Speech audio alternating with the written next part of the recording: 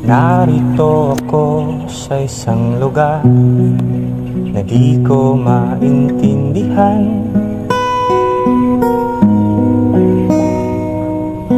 Nakikipagsapalaran sa buhay na ang hantungan ay kawalan.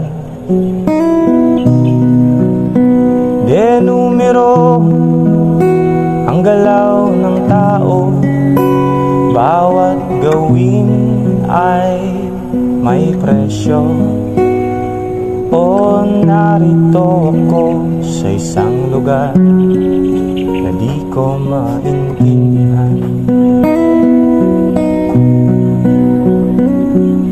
Daing ng tao'y di pinapansin, nililipad ng hangin. Pangkain